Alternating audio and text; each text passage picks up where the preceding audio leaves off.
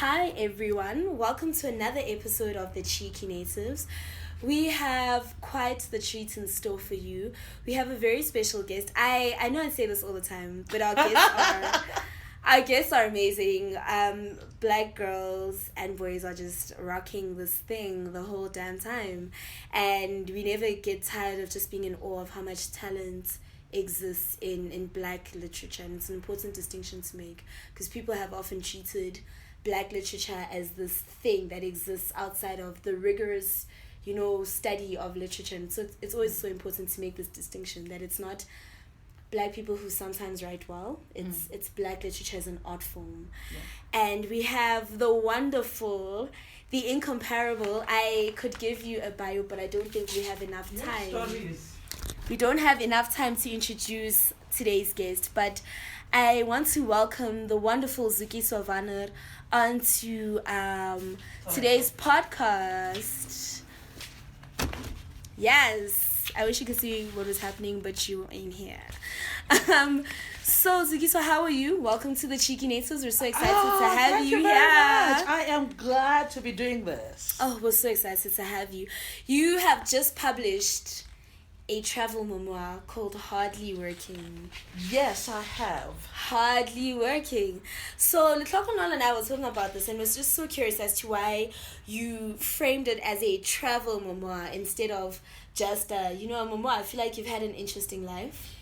Yeah, well, I'm there's a reason why there is that little edition, travel memoir of sorts. Of sorts, exactly. Yeah. But it was, I did that because and everything else is covered in the of sorts bit. Yes. Because it was really about a reflection, and it happened during a certain particular time. It's a 4-month period, the actual travel and everything that happened within it, and the commentary that happened within it. So while I do a little anecdotal stuff about growing up and certain things that used to happen, and the guy who gets beaten up by the old man or the bus, oh my gosh, and so on and so on. While I do all those little anecdotal things, it's also about the traveling as a writer, but also very much as well, in a way, a literary memoir about my life as a writer and how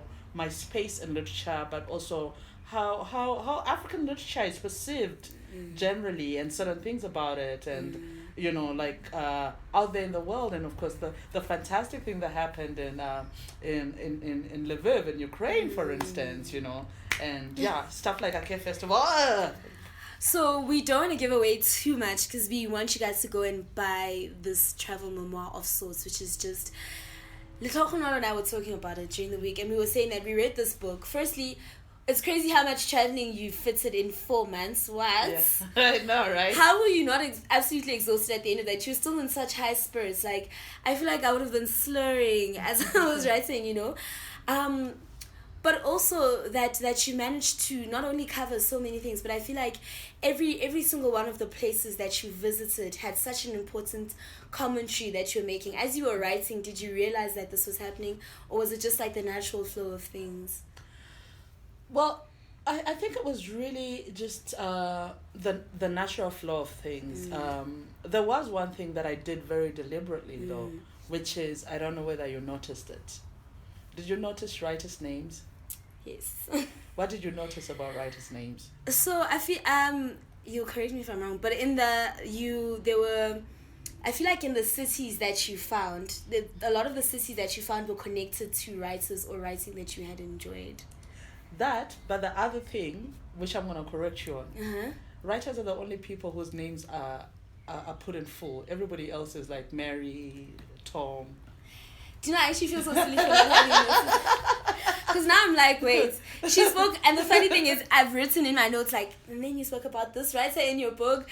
That is quite an interesting thing. Why did you decide to do that? Because I think I wanted to give some prominence to writers, and and so that like people actually who read this get to realize all the writers that actually some of the writers that I've encountered, and hopefully also it gives them some curiosity to like search for their literatures. Yes. And I mean, reading about, so there's a part where you go to Lviv and you speak about sort of the difference that city has for writers. Oh gosh, that was so beautiful. And Lviv was something else. It was like, wow, like they have a writer on money. Right? You know, I read that and I was like, what you mean? They got a writer on money. The biggest university is named after a writer. You know? Oh my gosh. And then they've got like the theater. There's a theater place that's named after a writer who was also a performer. And then that cheeky thing, I'll send it to you. That cheeky photograph of that cheeky statue of what's his face, of von Masek, you know. And of course it was like really interesting then, because I'm like, you know, von Masek, you know, writer, journalist, etc. And then you're like, and then you read the history and it's like, this is the guy who gave us masochism. Yes, That's where the word comes from. He invented you know? the term. Yeah. And you have the literary festival and you have this student who's so engaging and who's so interested. God, it was like and I was typing for the millennials. I'm like, yes, give us life.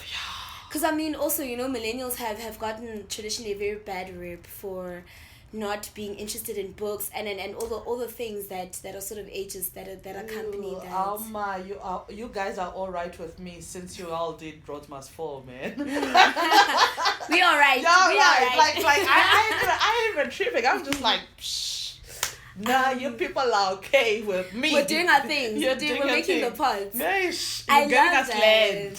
No, we are. Well, you'll see later on as the podcast how the Cheeky Natives is getting everyone land, and so you visited a lot of literary festivals. I think as the book progresses, there's a couple of literary festivals that you visited, you know. Yeah. And there's an interesting story attached to almost every single one of them, you know. Absolutely. So you go, you talk about rightivism and and I like, you know. You talk about a book festival in Harare and how that sparked your interest in reading and in writing, which made us wonder, is there a literary festival that continues to stand out for you? Like, do you have a favorite? I know I'm asking if you have a favorite child. Almost. Okay, all right. You know, it's a really close tie between Abantu and Ake, you know. And I think there's certain things perhaps that Ake does a certain freedom, a certain whatever, whereas, you know, like Abantu is more than just a literary festival. It's more than just a book festival. It almost feels like it's an incorporation of a lifestyle. Yes. Because South Africa just needs it. And I mean, I don't know whether you managed to make it to the Damn Blacks this Sunday.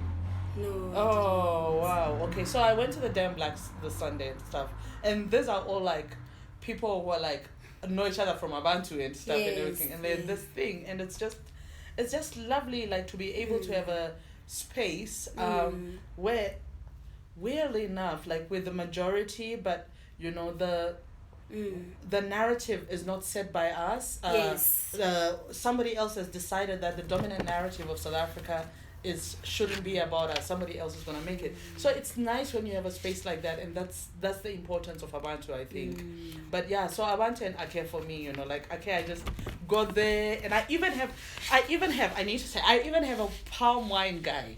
Yes. We were reading that. I don't even drink, but I was like, I had FOMO. I'm like, she has a palm wine guy. Have I arrived? And so I have a palm wine guy. And then Zukiswa was like, but you don't even drink. And I'm like, actually, I don't. But also that for me was so that was one of my favorite sort of stories in the book when you guys traveled to Ibadan. And I mean, for someone who reads a lot of African literature, that's West African, you know that Eva Dan is in my head. I've already been to Eva Dan. You know, I was like, I can't believe she went there. You know, because in my mind, I've already been to Eva Dan, and I think that's the power of literature, right? That even if you have not traveled, right?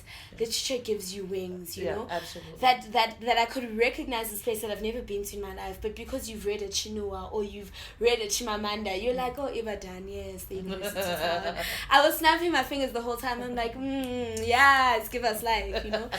And then like how we just got into like at the end of it, like oh my god, but okay, you have to go back home, but and you're like, I want to go. Don't make me leave. Yeah. But I didn't want the book to end. I was kind of sad when you came to it, so I was like, really didn't have I'm like, you want to visit Kigali again? I'm ready, you know, I'm ready for you to go to Uganda again. I'm ready. And that was powerful. Did you gain a new appreciation for the continents while you were traveling? Because the interesting thing is that you traveled on the continents, and then you went to Europe. Yeah, and then I came back and then you came back and traveled on the continents. And what was that break like?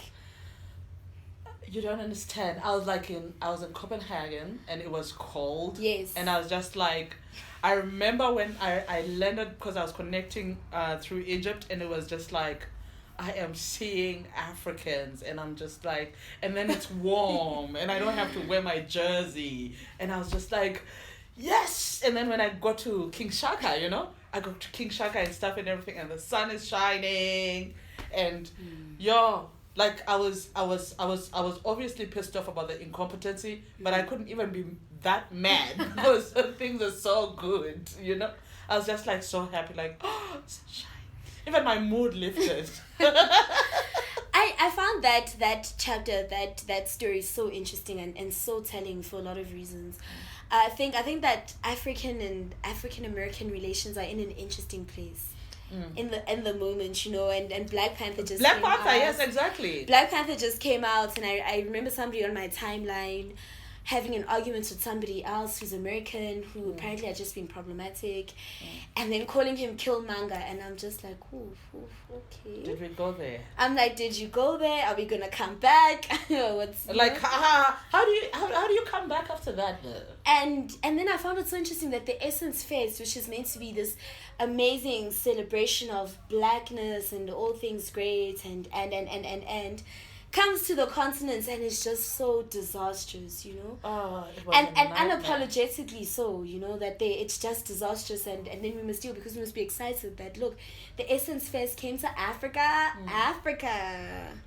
Dude, I'm still like trying to get over the idea of just, I mean, how many women-headed households do we have in South Africa?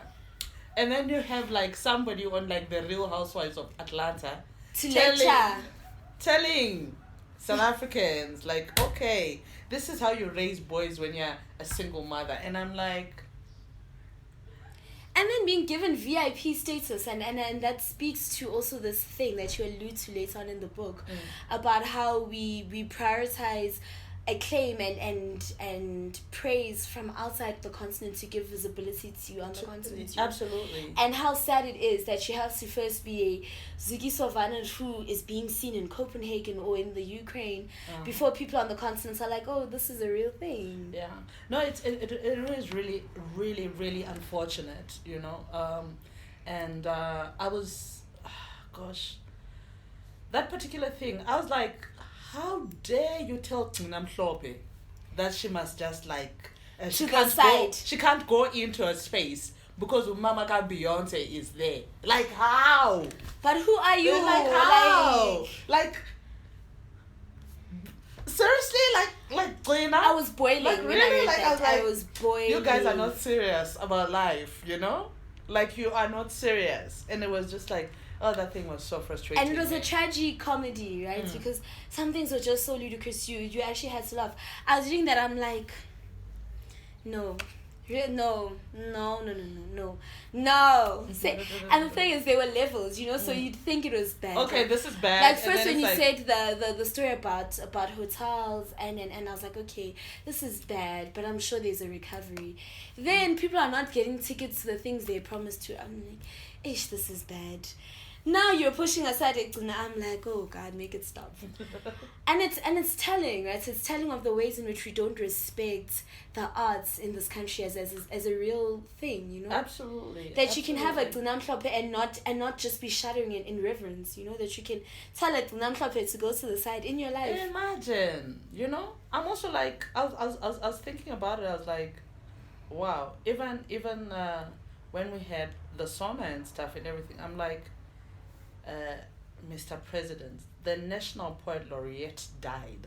You failed to mention it during your State of the Nation. Like, do you perhaps not even know who Zukiswa Cele was? Because I was like, wow.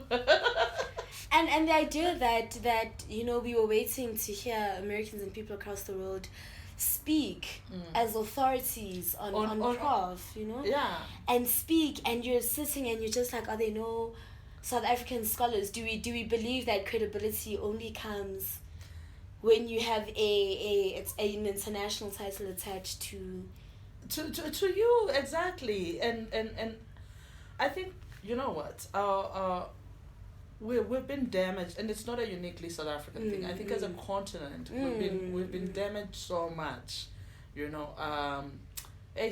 colonization and apartheid did a number on us, so and there's a lot we all need to unlearn, so and one of the things and part of the reason why I very, very, very deliberately just there's something that I do with literature and stuff and everything, and my place in it, and I very, very deliberately will do stuff on this continent for free sometimes if needed be, and if asked to do it and stuff and everything, but yeah, I won't travel to like Europe or the US and stuff and everything for free, like yeah. Those long haul flights are not fun. You're telling me that I'm going to get accommodation and food. Like, I don't have food in my home. So I very deliberately do that, and I often say when I actually undertake the trips, I say, I am doing this, and I'm gonna charge this amount of money because these guys are going to compensate for the free gigs that I do on the continent. You understand? So yeah, absolutely. So I think it's important, particularly because we don't actually realize it, but as an artist, I realize that one of the things that really happens is the appreciation that the continent has for their own stuff. And before, and I see it more and more where people are saying, oh my God, I had never read you, but only read you because this person who's internationally, please not white recognized, mentioned your name. So I decided I was going to read you, and oh wow, what else do you recommend, and yes, it's not the ideal way for people to read you, but it's nice that they get into that space where they start doing it. So in your book you speak about how there's a way in which African literature moves you, and reading works by other African writers particularly moves you, as an African writer. But why do you think it's so important for us to give platform? Why is it such a big deal that you have bookstores in this country whose names we shall not mention, who will have an Africana section on this continent, and then have a European white male work in the front of the store, and African literature, African literature on the African continent. What is that? It's like, yeah, I know. I was actually having this conversation with Ayobami, name drop. Yes, levels. I dropped something. Levels. When you just casually talk about Ayobami, like so Ayobami and I. So Ayo and I were having a chat, like when I was just this last weekend I was in Nairobi, where I was doing the Nairobi launch, you know, and somebody asked, and I said, you know, I don't. We're in Africa, so therefore it's just literature. It shouldn't be African literature in Africa, you know.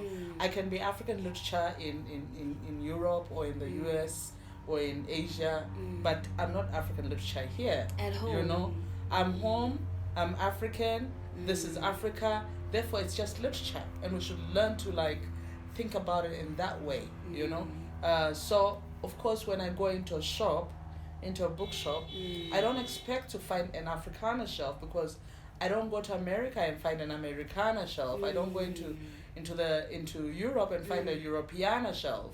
What I do find is I find that majority of the books are from people who are from that country, and then they might have an Africana shelf, you know. So yeah, so andazi, you know, it's that thing that I'm saying, you know, it's part. We need to unlearn a lot of things. It's part of our collective self-hate, you know. So you are Zambian born to a South African father and a Zimbabwean mother. Yeah. And you grew up in Zim. Yes, so I spent my early years in Zambia, and then I grew up in Zim, because my dad was in exile, and then after Zimbabwean independence, we moved to Zim. Yeah.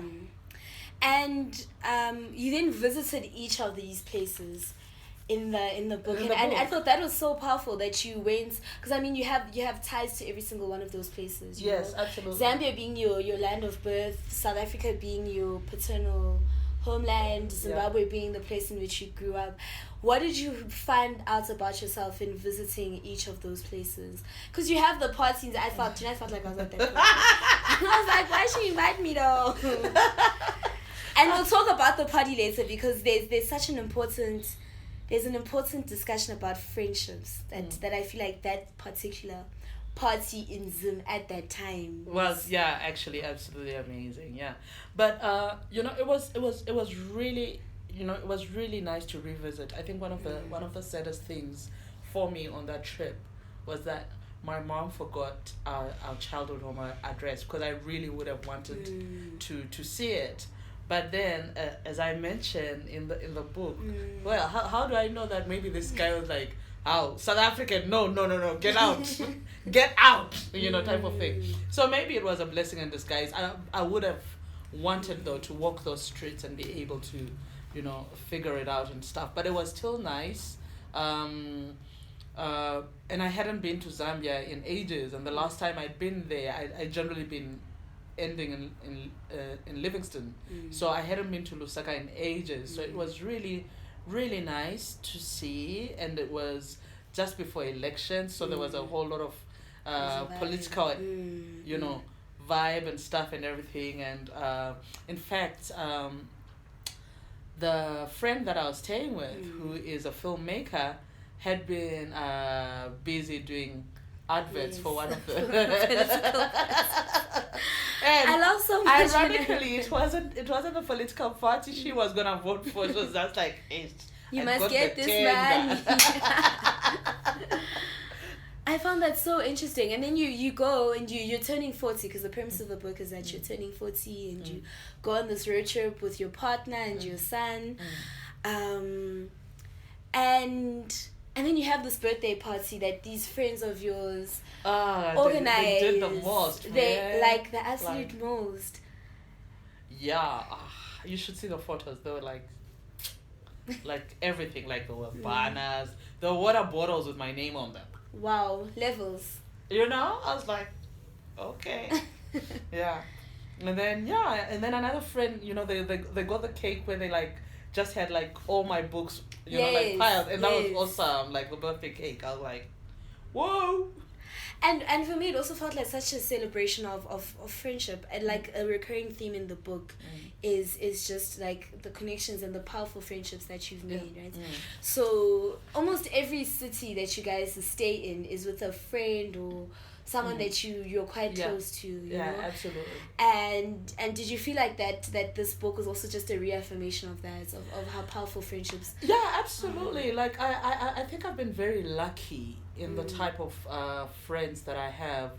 Some who I know from as far back as primary school, and Yes. you know, which was many, many, many, many years ago, and others who are like newer friends, but no less great for it, you know. So I am very lucky in my ability to not only make friends but to keep them.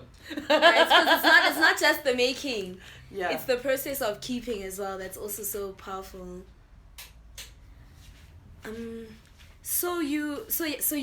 read this and I see you have this party and there's some like interesting anecdotes that happen when you're in Zim particularly, you know. So when your partner then, but also some commentary on the states of things. I mean, so you had the unique experience of having had a South African connection, but then also growing up in Zim, you know, and you grow up in Zim at this time when it's the economic breadbasket, and it is really in many ways, you know, what the continent looks to as to what the future post-independence is like. And then you go back now and you're struggling to find an ATM to buy, to get money. Yes. And what was that feeling? Hell, I think it was just like one of those feelings of like, you know, what have we done? Kind of like how the gains have been eroded, and you know, and it didn't help matters that when from there, you know, there was this thing, and you're coming here and you're like, we don't learn from each other as African countries, as Africans, you know, because you know, Zambia used to have that same economy. I mentioned that. Yes. Where Zimbabweans were like, oh my God, if this continues, we're going to become like Zambia. And then, you know, and then it's like, it's a narrative you hear a lot in South Africa. Oh, we're going to become another Zimbabwe. And you're like, yeah, but people, you're not even like trying to do anything, like, you know, so you're not learning from some of these mistakes, you know. We're not growing. We're not growing. And I think it's also just particularly striking because then you land in Joburg at the time when we have a very painful sort of incident that takes place, you know. Yes. And what are your feelings? Because I feel like you went most of the book is quite joyous, and it's a celebration of continental camaraderie and just the wonderful ways. Like when you're in Malawi and oh wow, and there's just so much love. The immigration officers. I was just like, oh my or even goodness. the conductor on the taxi. And you're in Tanzania, and there's just so much happening in Tanzania, you know. But I mean, generally, there's just a spirit of warmth on the continents, you know. When you're in Malawi and you're like, I wonder who would be like this, and you guys are sitting and you're like, maybe Ghana, you know.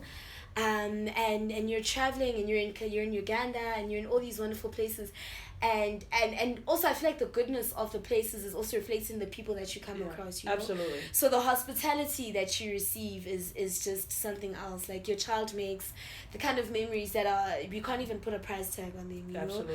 know. Even when you're laughing at the safaris and people paying so much money I know. to see giraffes like in 3 different national parks, and I laughed because that is such a I'm like, you know, you saw the giraffe at the Kruger, you know. Surely you don't need to go. I know. And I laugh, you know, and then you come to Joburg. Yeah. And Joburg must just be Joburg, you know. Yeah. And then your partner has this incident, and you know he's like, it's like a movie. I'm like, yes. I'm reading that as a Joburg native. I'm like, oh, Joburg. People are being lovely and warm. Their cities are making the pods. When you must come and be an action movie. No, but you know, I absolutely love the fact that later, like, he also started laughing about it. Right? Like, okay, so you get this Joburg thing now. It's a thing, you know, and I'm like, but my sissy has street cred, you know. And when you say no, but Joburg has to maintain its image, I'm clapping there with you. I'm like, no, but we've got street cred, you know. At least we may not have the warmth and the fuzz. You know, it reminds me, like, I had an incident once where somebody stole my phone in Nairobi from my bag, you know. And I was just so I was just so offended and so hurt. I'm like, I'm a Joburger. This is not supposed to happen to me here. It's never happened to me in Joburg. It really hurt my sensibilities. I was like, I need to renew my street cred. After revealing that incident, you just met.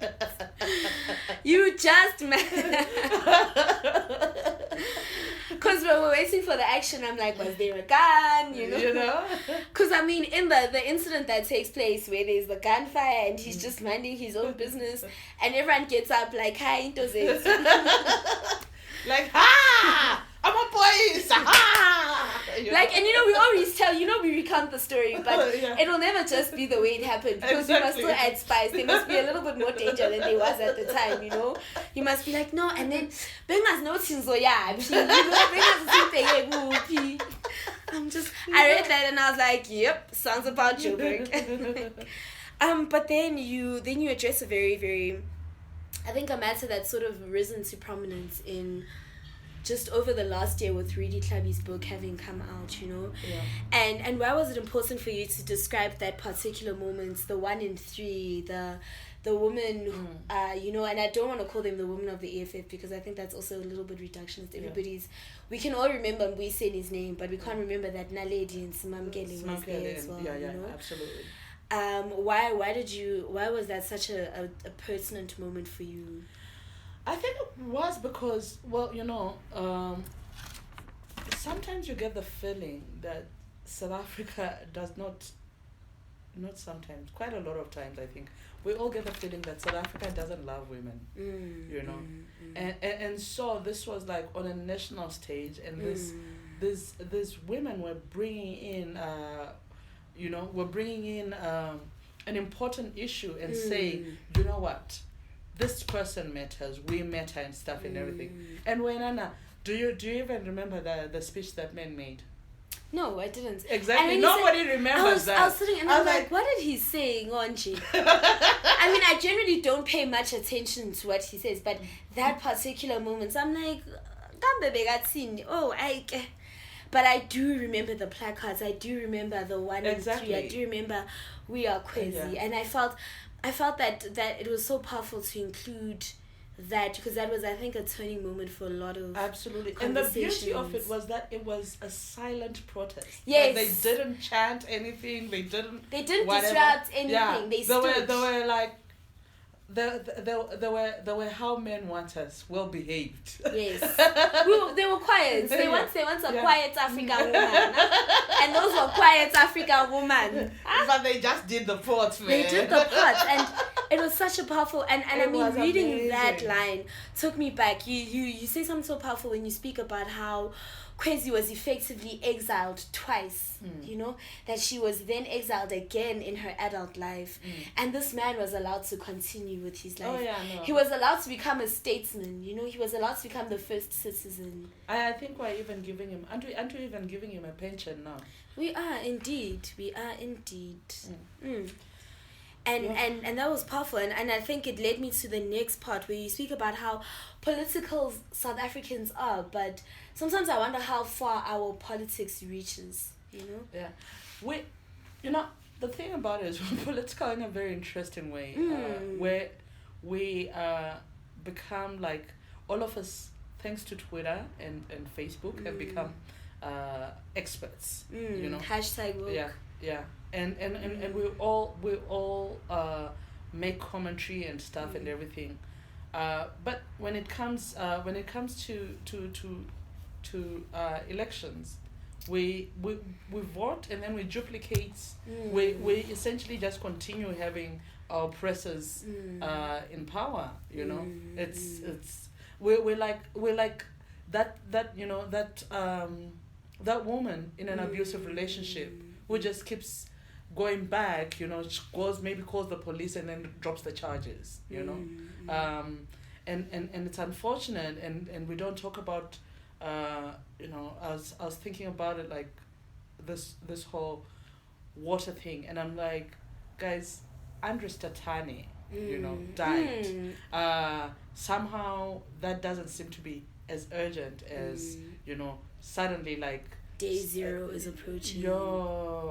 Like suddenly like having like abelungu carrying a jerry can to go and fetch water. That has been, now it's suddenly an urgent thing, but we've got people. But it's been day zero for Black South Africans for ages. And we've got people who are like people in this age and era who are fetching water in rivers.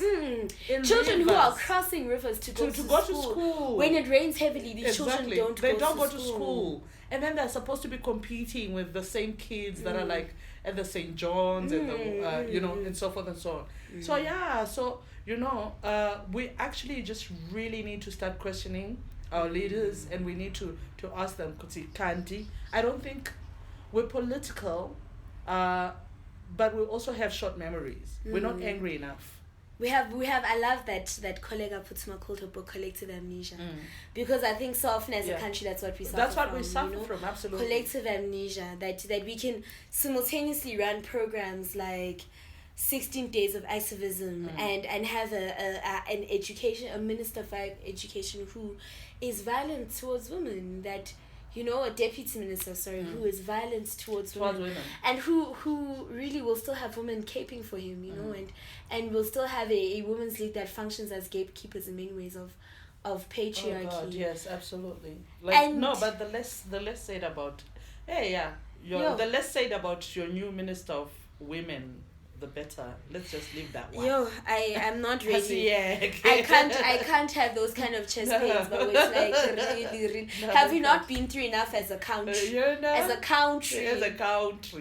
And you make such a I actually want to ask you about this, that Letlhogonolo and I were talking about the mode of transport which you chose to use, and I think there's a lot of middle class proclivities towards the way in which people want to travel on the continent.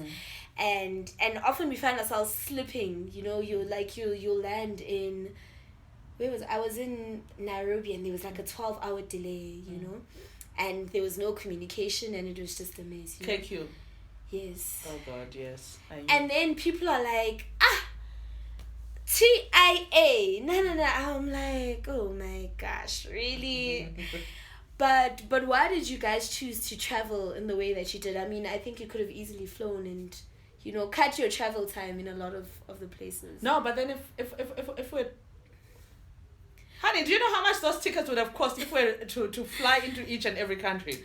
So not even that, right? But for me, it's also... So you guys talk about it in the book, where it's not just a cost thing as well, but there are other reasons. But it's also, the thing about it, you don't actually really... I don't think it's possible to really understand a place unless, you actually deal with, like, members of the public that are not like the elite and stuff. And this is essentially what we're doing. We're on public transport, and we're just talking to normal people, and that's when you actually get the essence of what a country is about.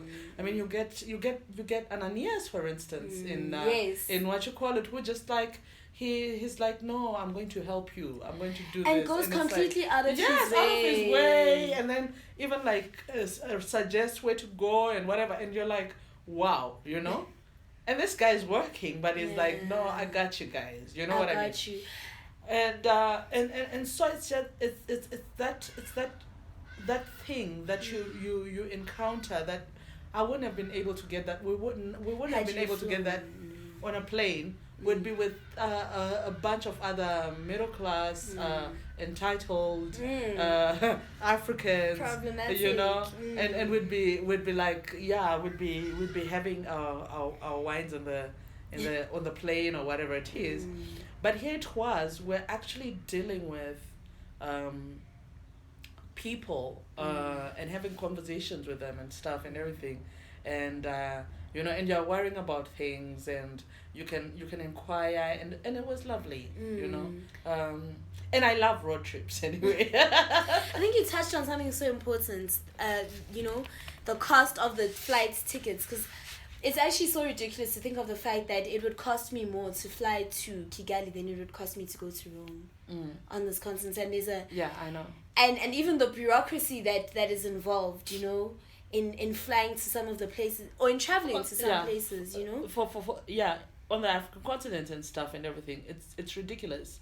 But the weirdest thing about it is it's even more ridiculous for non-South African passport holders. You know, as you saw when I was talking about my partner trying to get, you know, and you're just like, yo, you know, why are we like this? I was shrinking. I'm you like, know, oh, but like, why? No, but why does my country do this? I'm just why like, can we have a collective sigh for the country?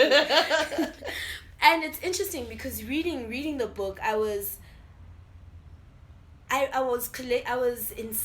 inspired, and simultaneously, so I was inspired by your travels to other parts of the continents. You know, so when you're in Malawi and they're just on their best behavior, and you go to Uganda and you go to Ibadan, and you know, and then you come to South Africa and you read the atrocious ways in which we treat people who are not South African, in which we treat fellow Africans, in which it's such a mission to travel in the country, and even when you're here, you're looked upon with such suspicion, but we don't have that same reception when we travel elsewhere. When we travel, yes, I know. People are genuinely excited. I was in Tanzania, I was in Zanzibar, and people are like, South Africa, Mandela, World Cup, and I'm like, oh my goodness, like, you know, you come here and then you're like, you get into this space, you're like, we're trash. Yeah, you know? I was just like dragging my country. Trash. I'm like, people come here and you have no idea of what Zanzibar is. You know, you're going to just be problematic. I don't want you to speak to the person because I don't know what you might say. You know, and you published in that sort of line of thinking. You had a blog post where you had hashtag boycott South Africa. Yeah. And then, interestingly, you then moved to Kenya. You've been living in Kenya for about 3 years. No, I've been living there for longer. Okay. Know? So since about December 2011. Okay. But I'm here like at least 4 months of the year every year. So it sometimes it doesn't feel like a week. So you've been in Kenya for about 7 years now. And it didn't really coincide with the publishing of that blog post, but. How have your feelings evolved as a South African now living in Kenya? So firstly, what motivated the move from South Africa to Nairobi? And the second part to that question is, I mean, you had that blog post.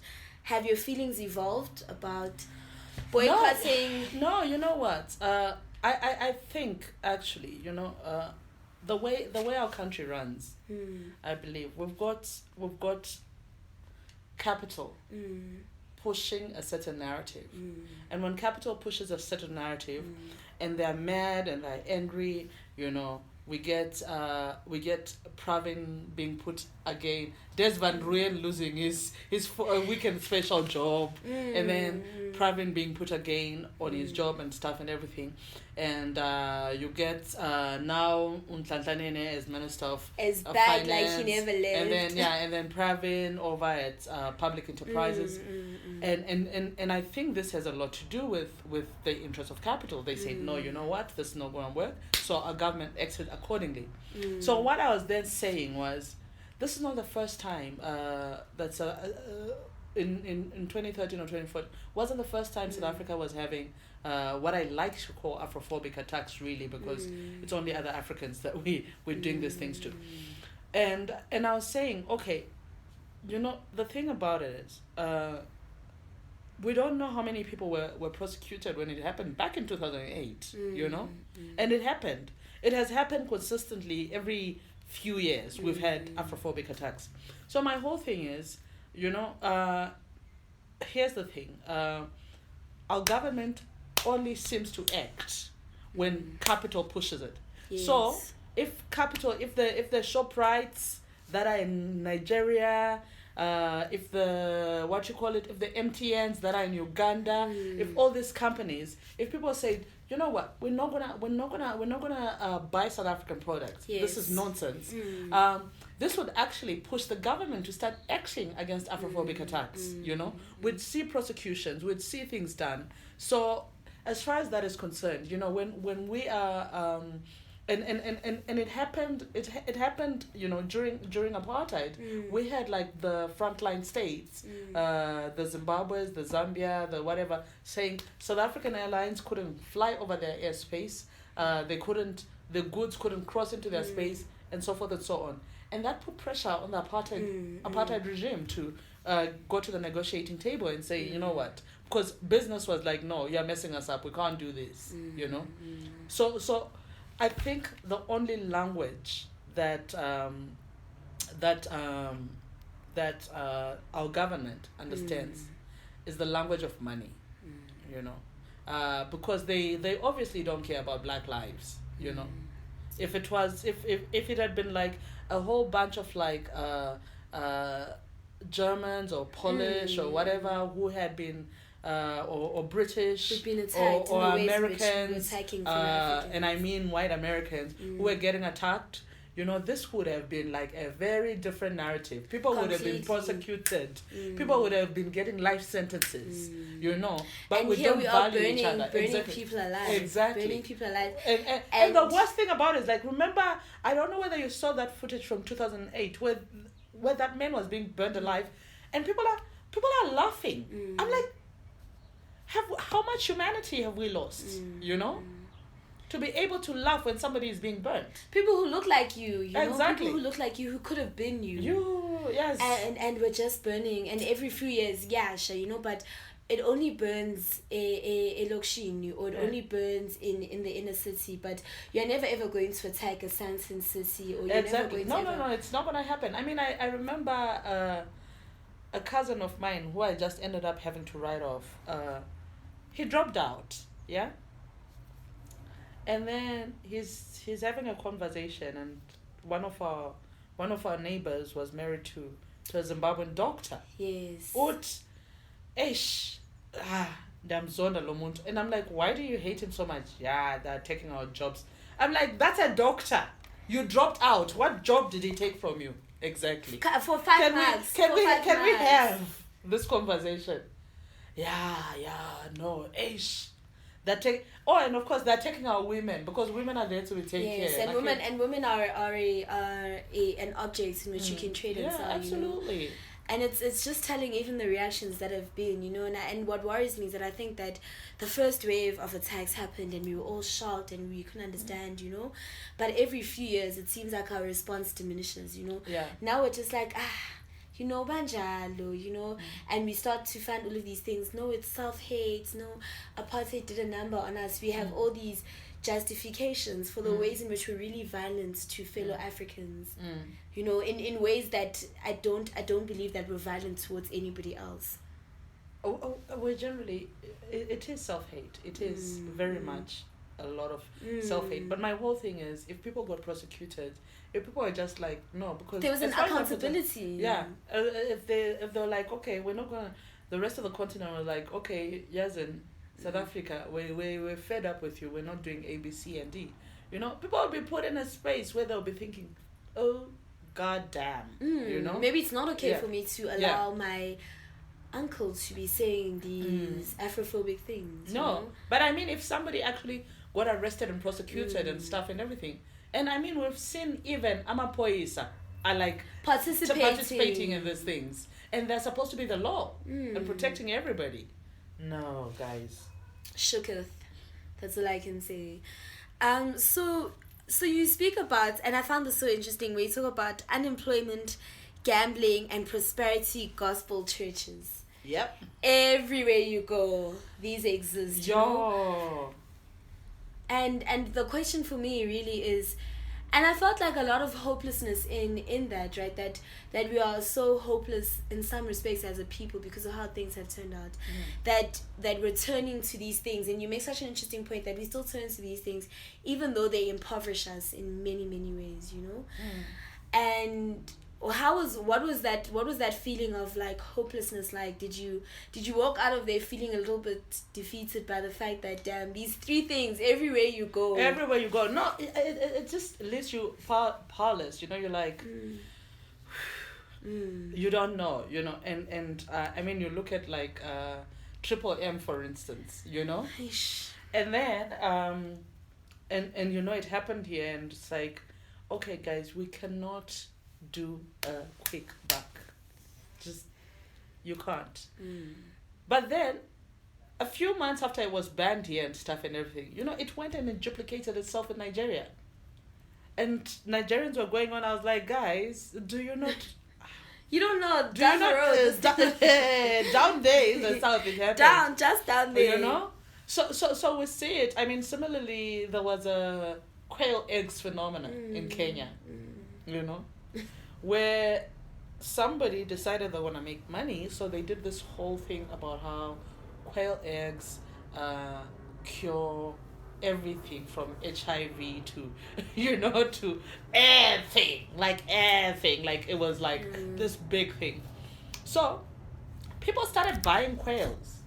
And people started buying quail eggs. I think at some point in time, one quail egg, which is really tiny, was going for like 80 shillings, which is about like 8 rand, you know? One. Meanwhile, a regular chicken egg was going for like 11 shillings, you know? So people started buying this thing. It was insane. It was utterly insane. And then, the latest business thing is having quails. Everybody was getting quails. And of course, the market got flooded.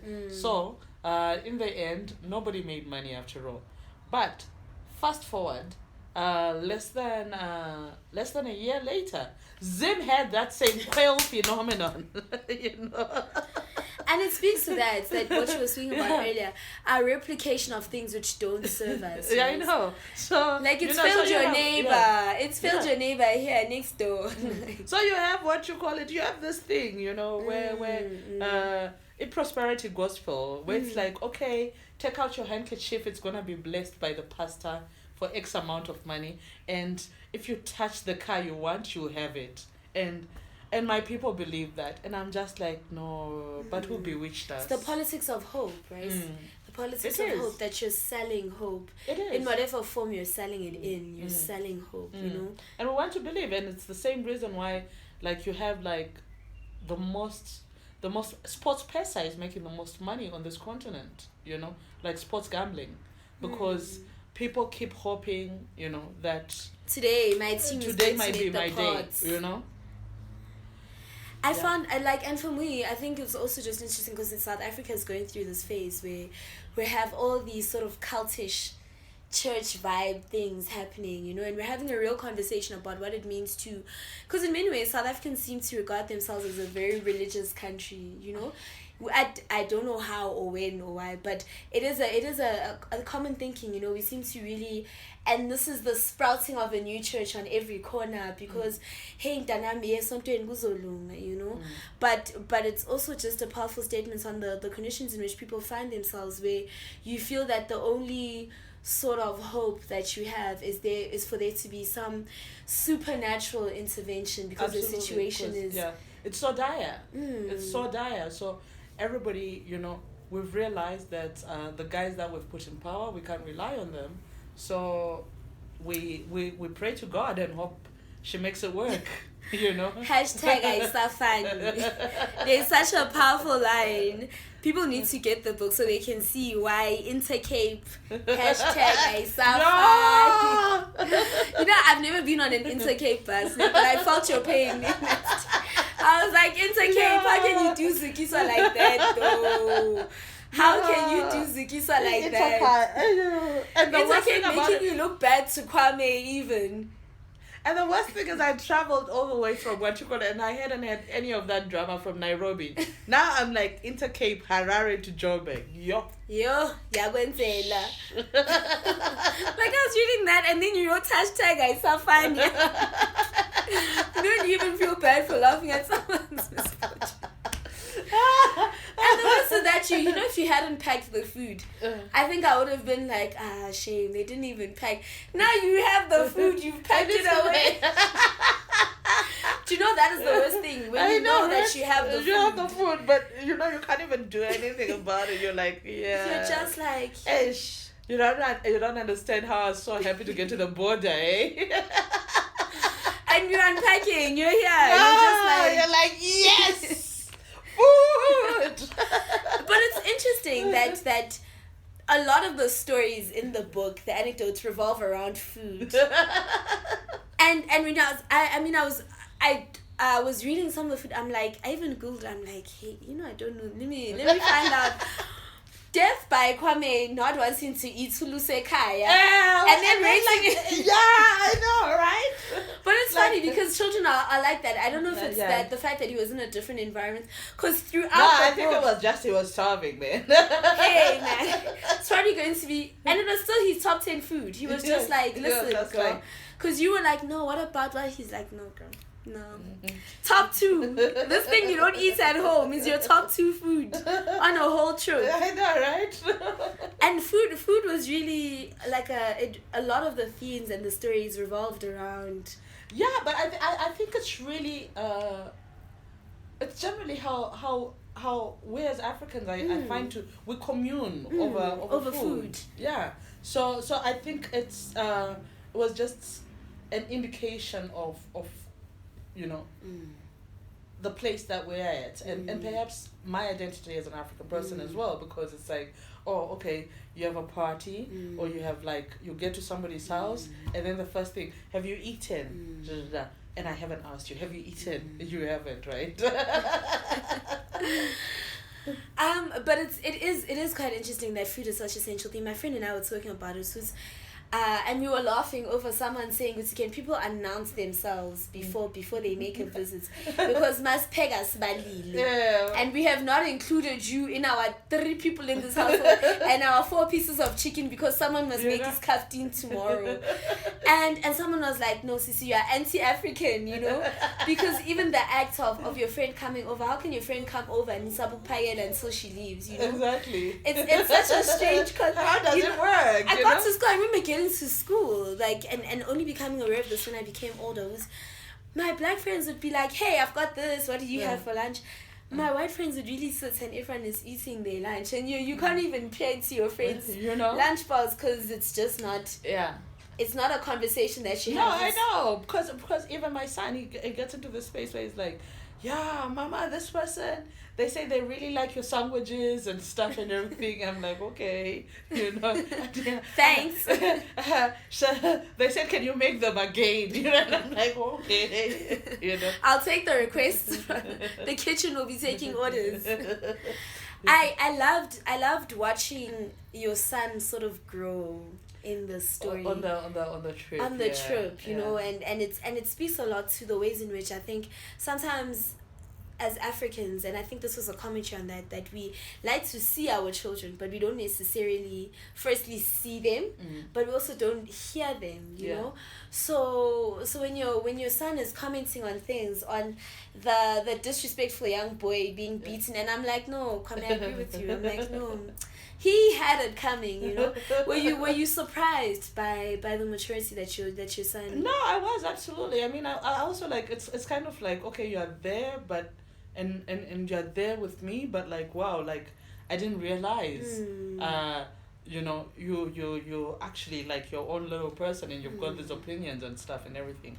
And yeah, I remember my publisher, Duduzile Mabaso, Black Letter Media, saying, "Oh, by the way, can you put a little more anecdotes about Kwame?" And I was like, "No, it's not his book." But but it was like, I mean, I didn't know, for instance, that he could play a musical instrument, right? So that was a revelation, and we're like, hey, we're not paying for music, so.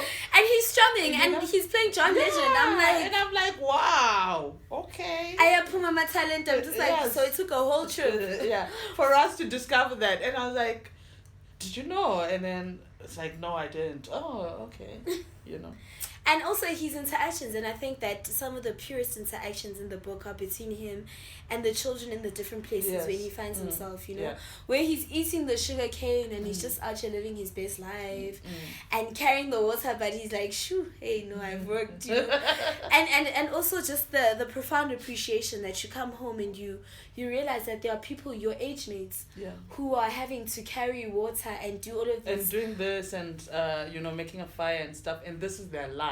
Every day, it's not a trope, it's their lives. And then he breaks his ankle. And for me, that was interesting because he broke his ankle when you were away. During your fellowship, and you were away for an extended period, the longest time that you'd been away from home. From absolutely. home. and all of this, and the interesting reactions that your friends have, you know, the female friends versus the male friends. Exactly. And it's powerful, right? That your male friends are like practical. They are wanting. Do you need any money? What can we do? Like, and your female friends are with it, you know. And on an emotional level, you know. And it speaks to that like that we and also that, you know, had it been his father who was away. And he broke his ankle. Yeah. I don't know if they would still have been the paranoia and the stress. Exactly. You know, exactly. It's something that I say often and stuff and everything. Where it's like, it's almost like, even knowing your better self, you also get into a space where you're like, oh my God, am I failing as a mother? And I don't think men ask themselves, am I failing as a father just because, you know? I read that, and I was like, this is such a true struggle for women that you are, I mean, he was going to break his ankle whether you were in Nairobi or not, you know. But the real angst and the real sort of stress that you feel with your side, and the guilt, you know, some of the guilt that I think a lot of mothers, that was such a personal moment for me, because I felt like this was a working mother moment, you know, that this was a mother with a life, because people seem to think that motherhood is this process that strips you of your identity. Absolutely. You know? And that moment stands out. I'm like, this is a working mother moment, you know. And I don't know if there's a working, even the title working father, does it exist? I know, right? No one ever says working father. A working father. What is a working father? It's a father. They always ask you, so how do you balance being a mother and being, and I'm like, and being a writer and all this. And I'm like, you know, I've never heard you ask any male writers that, you know. How do you balance being a parent and being a partner and being a writer? No one can. When? Who will ask you? You know who will ask you is when you're, because it's also that innate, it seems like there's an innate selflessness that people seem to think comes naturally to mothers, when it's actually just a conditioning. You exactly. know? And that was powerful for me, because also when you speak about how you not being there allowed his father to be the kind of parent that he might not necessarily have been if you were there. If I had been there. Mm-hmm. And that's true. And what was has he read the book and that particular scene? What does he think? He has actually. He was giving me some feedback during is this what it's like process. To be the bay of a writer? Like, you know, like, can you read this, please? Can you read about yourself? Some of our bills will come from this, please. Can you read? We'll be paid by this. Please, can you read it? You know, but so no. He did, and he did say to me, even when I saw him in Abeokuta in Nigeria, that like.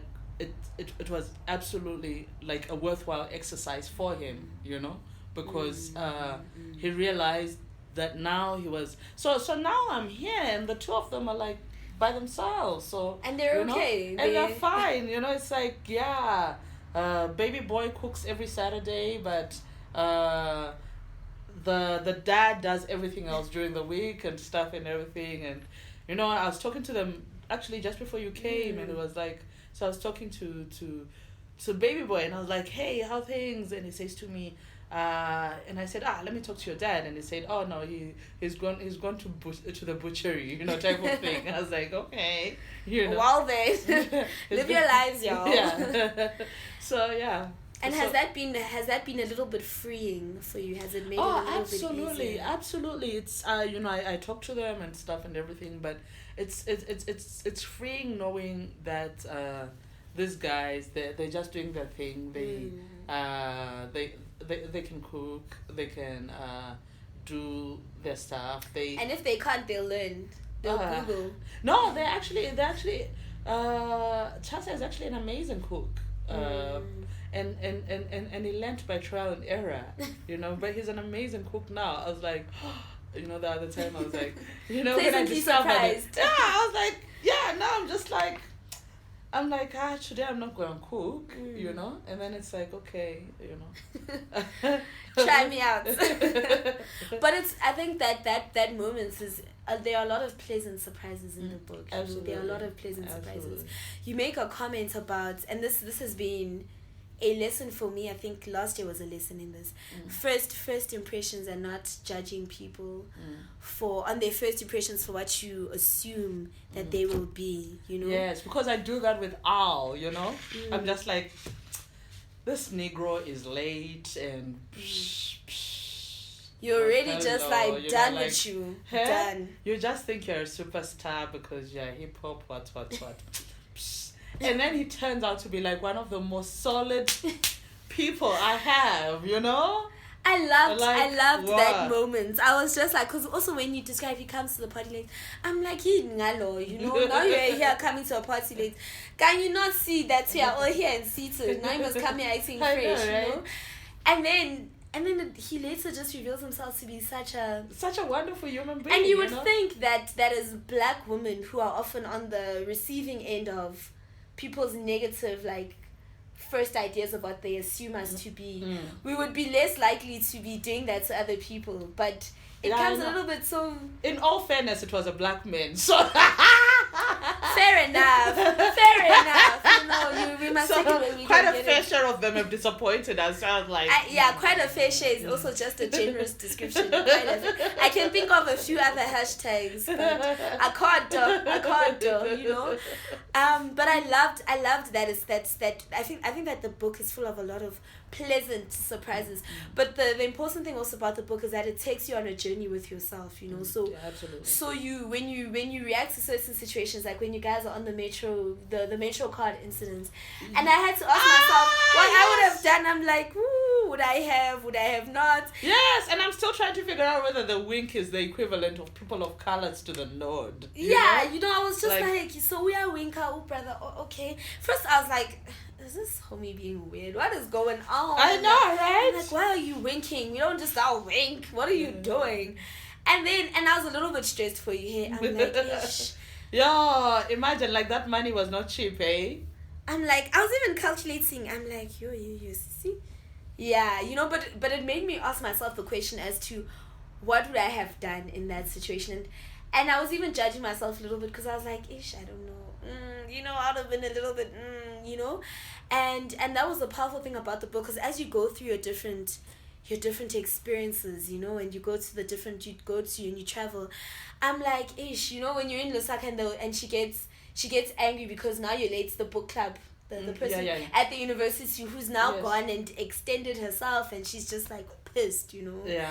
And I'm like thinking of when authors are like, ish, let's reschedule, let's, you know. But we often don't think of artists as being human, you know. So people tend to have an expectation of, if you are a writer or you're a musician or whatever, I'm giving you a platform, and as a result, so you should behave in ways that I think are appropriate. And I never did see her, by the way. So you didn't see her? No, I think she was too hurtful with me. How was that, Delisha? She shall deal. Because I found that interesting, because I mean, life happens, right? And we all have an understanding of the fact that life in a lot of respects happens, you know. And that's true. And I don't know, sometimes people have this idea that artists are innately unprofessional, or they have their own strange... Yeah, so then it's easier to like, oh yeah, I expected it. This is coming from whatever, absolutely. But also... also that was part of the reason why, even when I was doing the book, it was so important for me to show that artists are working. You know, this is a job, you know. Yeah, this is a real thing, right? Like, I mean, how you manage to be submitting... When I read that, I'm like, this woman is crazy. Like, where you're submitting newspaper columns in between... weekly. I don't know how you traveled for 4 months and then still managed to... Maybe shout out to the connectivity of the Yay! Particularly East Africa, because in South Africa data and all of it must fall. But I mean, also having traveled to East Africa, I was pleasantly surprised by. I know, right? Connectivity is like a real thing. Oh God, like what you call it? Like you find Wi-Fi man everywhere. You know? I was in Stone Town, and they just like, this is the Wi-Fi password, and you're like, I'm like, you know, there are places in Parkhurst where it's touch and go. And then the worst thing about it is like, no, that Wi-Fi thing, East Africa just it humbles. It's like it does. Yeah. It humbles you. Like you go there. I was taking notes. My friend and I were like, yes, we must just be like, listen, your counterparts in the East are doing the damn doing thing. ABCD, you know? Like, and connectivity is amazing. And I also thought it was interesting because people seem to not think of writing as work, you know. They're like, hi, and you just put words together, but that's literally not how it is. And I loved that she took us through the process of running a workshop, you know, and molding stories, because we see the end product and we're like, oh, the story's so beautiful, I was so moved, I'm gonna share it with a friend. But you people don't necessarily have a respect for the process, the craft of it. Yeah, absolutely, because it's a craft. It really is a craft. If we all could write, we'd all be writers, you know.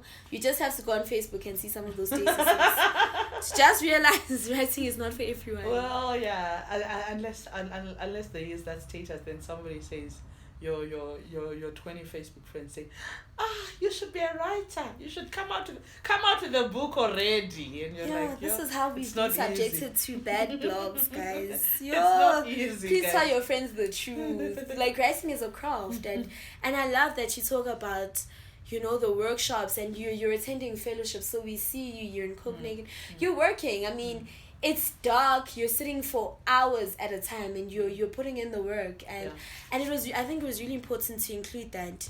You know, I laughed at the title, having then finished reading the book. I'm like, but she worked so hard in this book. No, yeah. I was being ironical with the title though. I was like, this is irony. This is what irony looks like, you know. Speaking of sort of the work of writing, you have written numerous books, you know. And it's funny because Malebu Sipodi and I was working, and the one time she's like, you know, I'm a writer, and it's like a realization that people have, you know. And I mean, I've even lost count how many books into it you are, but even with that having happened, there's still an incident where this white woman wants to give you the business card. Yeah, that was hilarious. Yeah. I have my mouth agape because where do you get the liver? Chopped and pureed. Chopped and pureed and fried and patted. With bones, as my mother would say, with bones. This liver that has bones, that speaks. Yeah. Yeah, that was something else, man. I was just like, okay, you know? That you can be an Africa 39, you know, one of the writers selected on the continent who's most likely to change the direction of literature on this continent. And someone will still believe that they must give you... Oh, okay. Because the narrative of what literature is in this country, you know? Okay, so here's the incident. Very short. Recount this incident, because I don't know how you kept your calm. So that incident and Monique on the breakfast show, those are the levels of calm which I aspire to in 2018. When the devil comes, I'm going to remember those incidents, and I'm just like, let Jesus take the wheel. Okay, all right. So everyone who's listening, so this is the incident. I go into a place, and this it's a dinner, and this that's being hosted for me, by the way. Can we note that the dinner was being hosted for her? And then this white woman who's also a guest says to me, later on when people are having conversations, I heard you're a writer. And I said, yes. And she says to me, have you been published? And I say, no, not yet. And then she says, no, I say yes. Actually, I say yes. I said yes, right? I say yes. And then she says, oh, okay. Well, maybe you need to publish with one of the mainstream publishers, and I'd be happy to have your books in my shop then. And I said, oh, thank you very much. And then I said, oh, like, who would you suggest? You know? So she mentions my publishers at that time, you know, and she mentions Pat Macmillan and, know, Pella and whatever. And I'm like, oh, and Jacana. And I'm like, oh, okay. So, do you know who I would talk to in those publishing houses? And she says, I can look around for you. And she gives me her business card, yo. A whole business card. So she's like, yeah, just get in touch with me. I'll sort you out. I'm like, yo. You know, at that moment, I was just like, even at a dinner for this high achieving black woman, I mean, you were not on your first book at that point, you know. No. There were accolades that followed you. You were established, you know.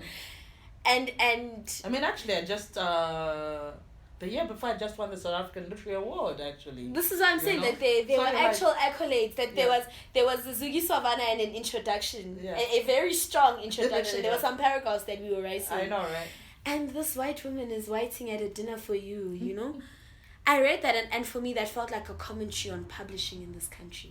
Yeah. You know, it felt, and the wonderful thing about, for example, a collective amnesia by a colleague has that it's completely turned the idea of what publishing looks like, you know. Exactly. I mean, people were shocked at how well Kolega's book did. Because, exactly. I mean, blacks don't read, blacks don't buy books. So how is this book by this black woman who is young, who's calling it collective amnesia? And it's poetry. And it's poetry. People don't read poetry. I mean, this is what publishing we read nonfiction. Yeah, that's what we read. We read nonfiction.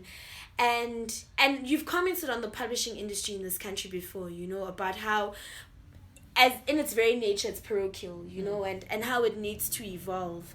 But I mean, when it comes down to it, what are the real ways in which you feel that publishing in this country needs to evolve if it's going to ever keep up with what the country's readers demand from it? Well, I think one of the things is what I've just done.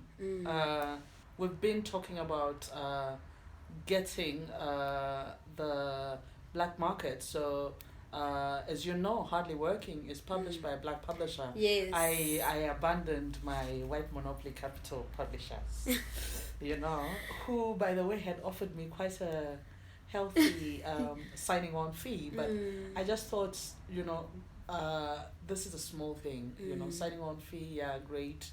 But maybe we need to change the way we do the narrative differently. Yes. You know, yes, so yes. It's nice that we've got like you know, people like, we've got like Adams in Durban, we've got African Flavor, we've got all these independent bookstores. So I think it's a good thing. But the other thing though is you know, one of the more interesting things in Nigeria, in Kenya, I've got a friend called Magunga Williams, and Magunga has an online bookstore. And what he does with his online bookstore is people order, like he just stocks the books in his house. People order a book, and then if they are within Nairobi, he gets a border to deliver the book within 24 hours. If they're out of Nairobi, and this goes as far as Kigali, which is like, you know, 2 countries away, or if they're in Tanzania, or if they're in Uganda, or if they're in Rwanda, he just puts it on the bus. He puts the books on the bus. So this is like imagination, like stopping doing things the normal way, you know. So I was talking to Dudu Zile, and she was saying, yeah, you know, so now with SADC, people can order books in the SADC region and stuff and everything, but I'll have to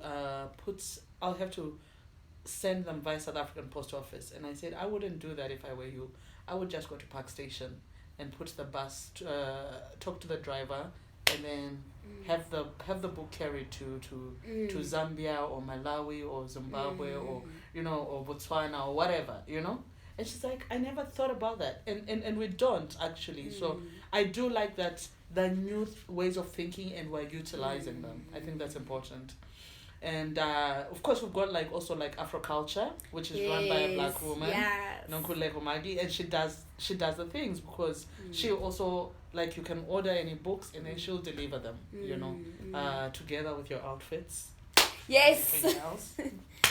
So you're slaying intellectually, you're slaying the outfits. I love that. I think that there's a new era of the way in which we interact with books, you know. Absolutely. I think there've been traditional ideas by a very white publishing gaze that, you know, that and I think we constantly breaking those ideas, you know. So absolutely, there hasn't been, and this has been the wonderful thing, there hasn't ever been a Cheeky Natives event where we did not sell out the author's books, where people will be even climbing over each other at events, like, no, you don't need that book. People have said to me, no, but you've met the author, you actually don't need the book. Let let me buy the book and you can WhatsApp the author and ask him for a copy, you know? And it speaks to that idea that Black people not only buy books, but also interact with books in ways that I don't think that people who think traditionally about books, you know, allow us to do. So when people say, oh, Black people don't buy books, and you touch on that when you talk about traveling books and you know, and the culture of that. But I also think we need to be very cognizant of the environments in which we find ourselves. You know? Absolutely. But this is what I'm saying. This is what I was talking about, the parochial industry. It's you know, it's like, no, this is the way we've been doing things. So this is we shall continue doing it that way, and then we shall continue saying.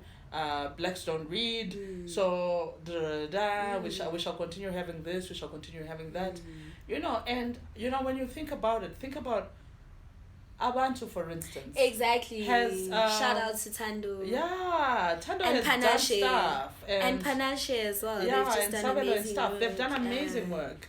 So and Smilo, who does the project management, but the thing about it is, you know, they actually consistently African Flavor probably would be able to whatever, but for instance in the first year they sold more fiction than non-fiction, and people always say, Blacks read non-fiction, South Africa reads non-fiction more than they sold more fiction than non-fiction. It was at least like and I think the even last year that was the case, you know, because people are like, no, sometimes we're going on holiday after Abantu, we're going away for Christmas. We want to be lost in a book, you know? And I love that. I think that, you know, the especially Abantu was such a necessary festival to have. Absolutely. And not just in terms of, oh, we sold books by authors, it was great, but it was a political statement, you know. It was, but it's also like I don't know, it's like collective umsebenzi, you yes, know? It's collective. So it was a collective political where you're just like, you're free to be yourself, and you can just sigh, and it was political statement and a life statement, you know. It was literally your politics coming to life, you know. Yes. So when we say that we want spaces for Black authors and we want Black women to be at the forefront of that, and that your politics must be representative of those ideals, and then Abantu was that. You had a titi and you're just like, yes, just nothing, you know, you have nervous conditions in front of you, you know. Exactly. And that was such a powerful it is. I mean, and you know, like in the 2 years that Abantu has happened, right, and that I've been there, you know, like every day, you know, every day I cry, and I'm not crying because, oh my God, like I'm sad. I'm crying because it's like so liberating. It's like, oh my God, we've needed this, you know. So it's necessary. freeing, you know, and you're having like the sort of difficult conversations as Black people that we've needed to have with each other, you know, whether it's with our brothers and asking them about rape culture, or you know, with each other as sisters, and saying, you know, why are you so bloody patriarchal? Why are you patriarchy princess? No, thing has a lovely phrase for it. Pumla. She calls them the penis. Ooh, collect them, yes. So at which point penile women, that's what she calls them. Yes. I mean, so at which point did you realize that this writing thing was for you? I mean, I love that in the book you can sort of pick up the literary influences that you've had and the writers that have had an impact on you. But at which point did you realize that this was a thing that you could do? Because you studied journalism, and for a long time you wrote nonfiction. For very, very I wrote fiction. Not as in your published work. I mean, prior to becoming published. Prior. So prior to whoever told you, because there's a person who told you, like, Sisi, go and write a book. It was actually Louis Mgosi, the late, rest his soul. So what happened was, I was working at I know all these old drum guys, man. I was working at the late Alf Kumalo's museum in Soweto. And that's how I met Louis Mgosi. And we got to be friends, and he was going back to Switzerland. So he gave me his email address. It's like, I'll keep in touch. So I would email him like all these little pieces, and he says to me, you really should seriously consider writing fiction. And I said to him, well, I'm too much of a realist to write fiction, because and this perhaps goes to the whole the way it's so telling that we've been told that fiction is frivolous or whatever, and yet later on I shall explain. But so fast forward, then he says to me, he comes to South Africa and he introduces me. We are at a Dumile Feni exhibition at Joburg Arts Gallery, and he introduces me to somebody, and he says, "Oh, this is one of the most brilliant young writers we have in the country today," and this guy says to me, "What have you written? What have you published?" And I said, "Nah, nothing that has been published." And he says, he gives me his card, and he says, "Email me, and let me know. Email me some of the stuff that you've done." Okay, so I emailed this guy. There was, like how they have like all the best parties in Joburg on Thursday. So it was a Thursday evening. So on Friday, as soon as I get to the office, because I didn't even have my own computer then, I emailed this guy some of these pieces that I have. And then Saturday, Sunday, Monday, Tuesday, Wednesday, he emails me back. And he says, I read your stuff and everything. I really think you should consider writing fiction. So now I don't know whether it was just because my creative nonfiction was rubbish or what it was, but I kind of like took it as a challenge, but I didn't even think that I was gonna do anything with it. So over the next couple of weeks and stuff, I actually then wrote the very first draft of the Madams. Over a few weeks. Yeah, it was like a couple of weeks. It wasn't more than 2-3 weeks. I wrote the very first draft of the Madams, and when I finished it, I just printed it, and then I used to have these long conversations because I'd have so nothing to do most of the time if people weren't coming to visit the museum, and I think, so I used to have like, I'd be like on the computer, and I'd have like 2 windows, and I'd pretend I'm working the moment that Alf walks in, but otherwise I'd be like writing this thing, all the time. So, and I used to have this long conversation with the late Doc Bikisha. So I called him, I'm like, Tata, he's like, yes. And I said, I want you to take a look at something. So he said, okay. So I sent it to him. He had a driver come through, sent it to him, and he read it. And then like within like, I think it was like 4 days later, he called me. He's like, baby. And I said, yes. And it's like, some good shit. Some good shit, baby. And I said, oh, okay, thanks. It's like, I'm sending my driver with a list of 5 publishers, make a few changes, send it to the publishers, and let's see what happens. So I got the manuscript back, and then I did a draft. I did the edits that he suggested. Then I sent to the 5 publishers, and of the 5 of them, 3 of them accepted it. That's crazy. Yeah, and the other 2 have been regretting it ever since. Yes. Buzz. But yeah, so when I did that, and then it was lovely, and but I didn't even really still think of myself as a writer. And then one of the publishers actually flew from Cape Town, and she was just like, yeah, and she came with a contract and like it was like maybe within a space of 2 weeks, right? That's so crazy. Yeah, so yeah, and then of course the editorial process was really lengthy because it was my first book and stuff and everything. And and then the Madams came out, and then so of course when I first saw it and I held it in my hand, I was like, I'm a writer, I guess.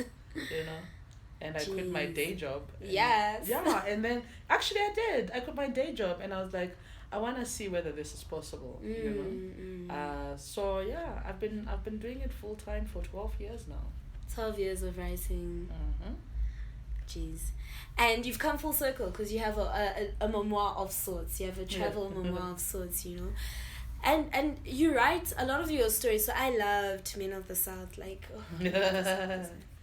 But a lot of your stories are relatable, and not in the sense that, we've spoken about chicklets, and this is also a label that Angela Makhola gets a lot, that, oh, you write, like, chicklet for black girls, you know, which is a label I tend to reject, right? So why does writing about ourselves and women who look like us have to be regarded as fiction light? You know, like, I know, right? Fiction light, like what is fiction light about? Reading about women who look like you, like Ubontle and stuff and everything, like Ubontle, like a blesser and stuff, you know, and these are young women that we know, and we should actually be questioning the status quo, the fact that we've made it possible for something like this to happen in South Africa, you know, or behind every successful man, or the idea that women can have desires and ambitions outside of raising children. Exactly, you know? And being a wife. And being a wife to a successful person. Exactly. A Mrs. Somebody. Yes. Hey, yeah.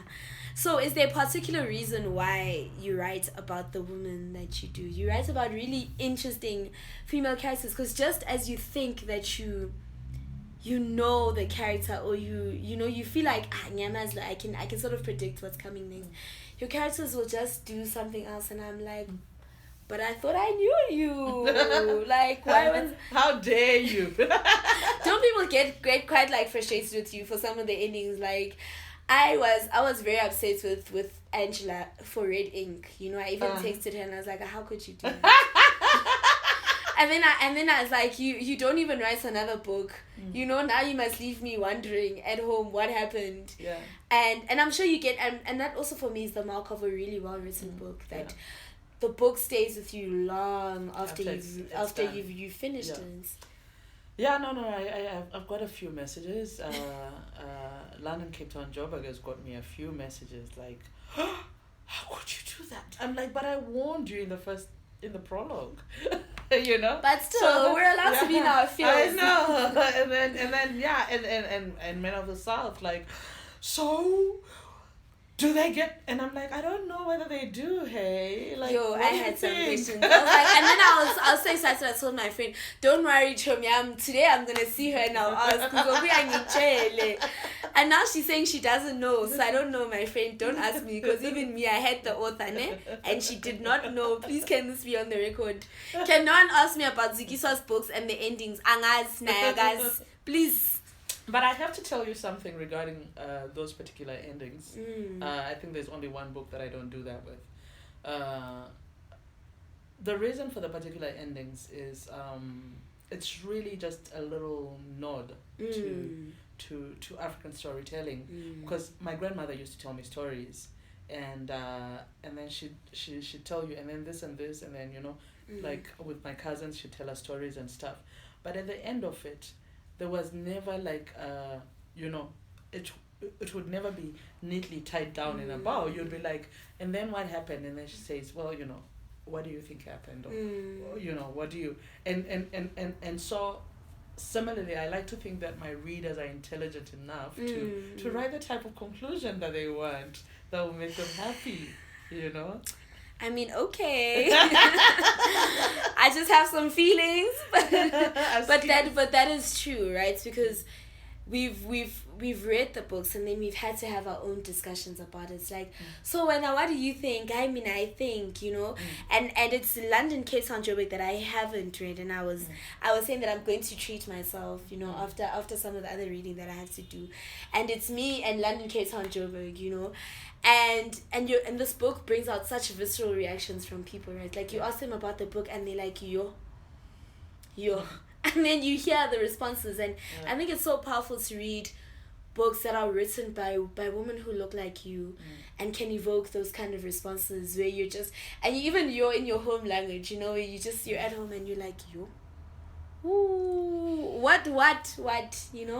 No, but because I mean, seriously, there are certain things that you can't say in English, right? There are certain things, and so that's part of the reason why I like Shima Chinojga has a fantastic phrase for it. He calls it colonizing the colonizer's language. Yes. And it's a type of thing that as Africans across board generally we can understand. We know what it means to hear the smell, for instance, and we don't walk a lot we walk and walk and walk and walk. And then we walk.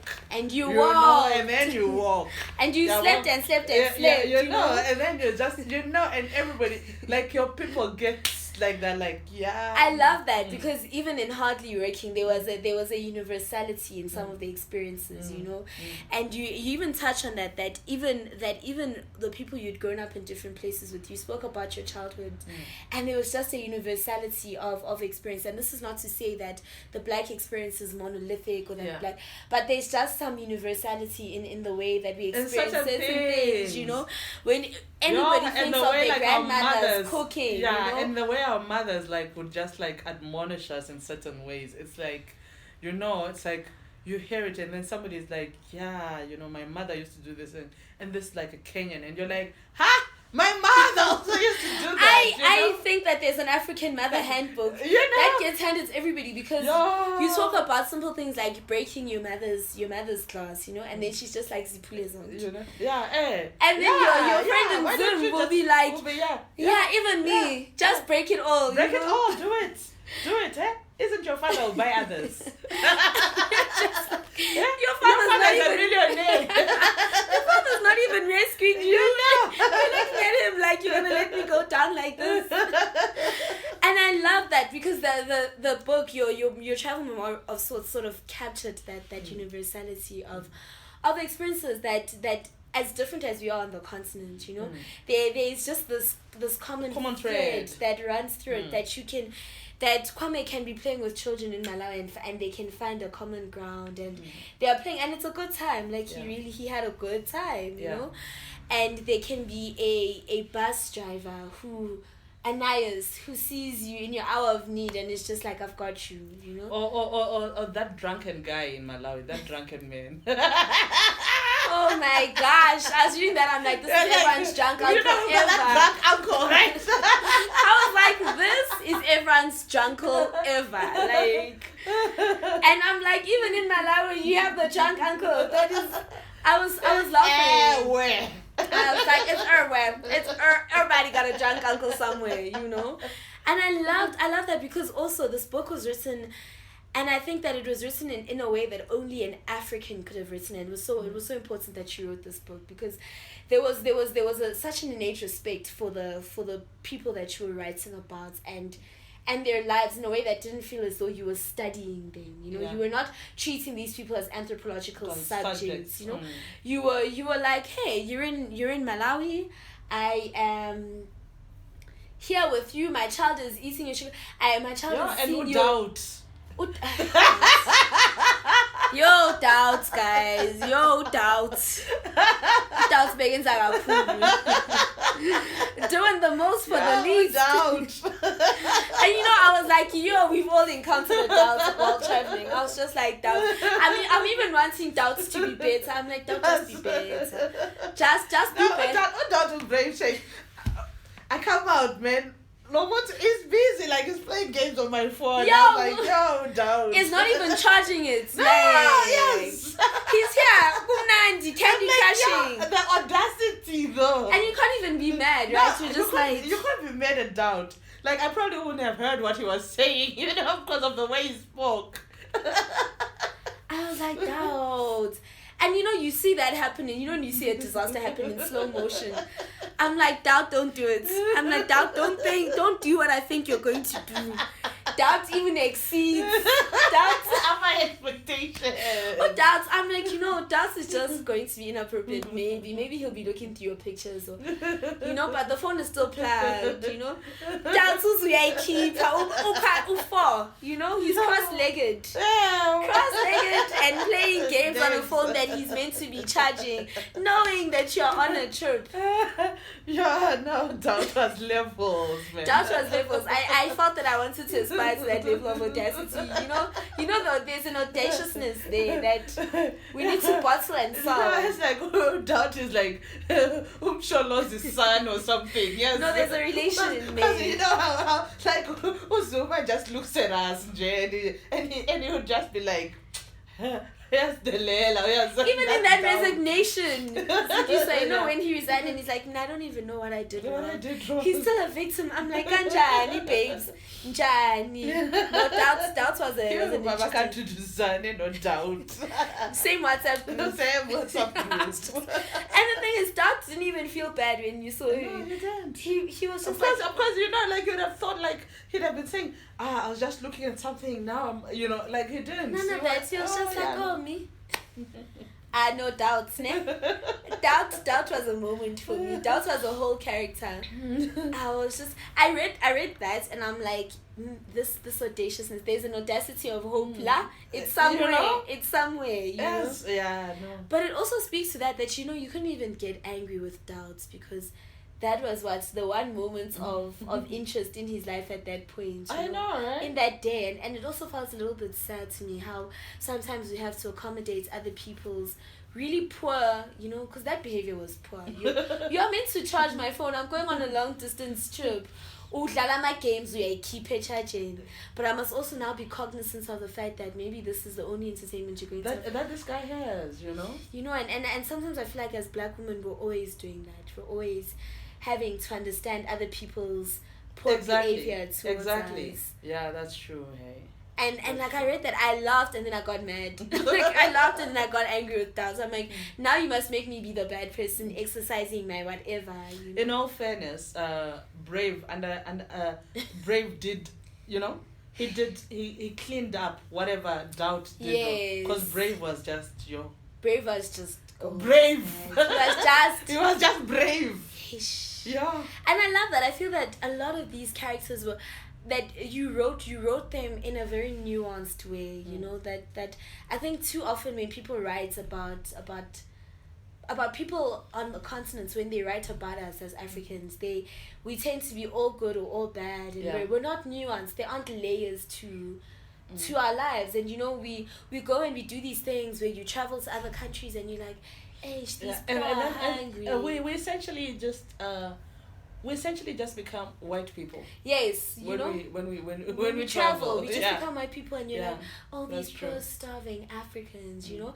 And we can't even have the nuance to think that even in the states in which those people find themselves, like there was joy in Malawi. Absolutely. There was a lot of joy. There was a lot of richness to the experience, you know. There was. Absolutely. There was a lot of richness to the experience that you could be in Harare and in the midst of this cash crisis and all of these things that were happening, there was so much joy and there was so much life and so much experience. Absolutely. You know? And it was so nuanced, and that is the powerful thing about writing our own stories, is there is a layer of nuance and respect that we add, right? That you don't go that there. That is not often given by the outside gaze. By the outside gaze and by people who write for the outside gaze. And there are some celebrated books that I read and I was like, no, you know, the immigrant story, and I'm going to leave it at that. The immigrant story. Yeah. And sometimes we must gather our own edges. You know, sometimes you must gather your own edges and be like, there's a new wave. There's a wave of writing, and I don't think that it's new. I think we've been writing respectively for a while, exactly. Respectfully about ourselves forever, you know. But there's a wave of writing that is gathering respect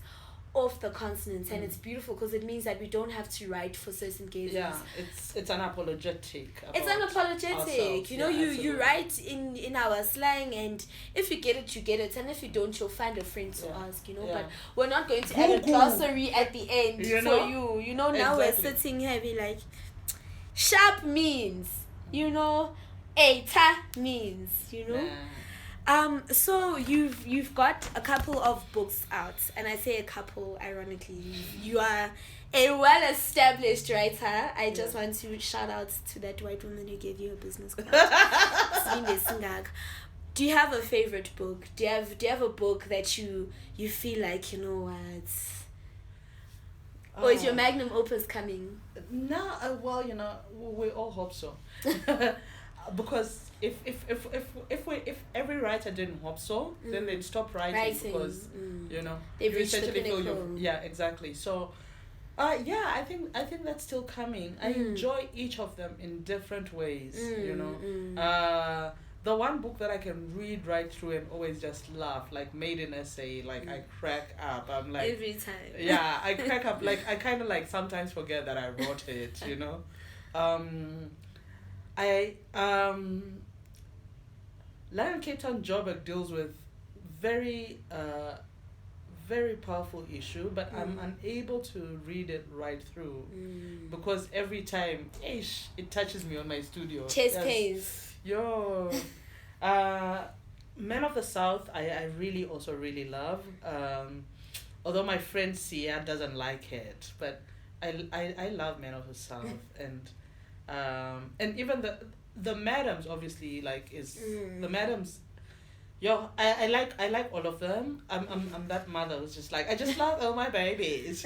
You know, I can't pick a favorite. I can't pick a favorite. You're all special to me. You know, and then when I'm with that particular baby, like you're the number one. You're my favorite.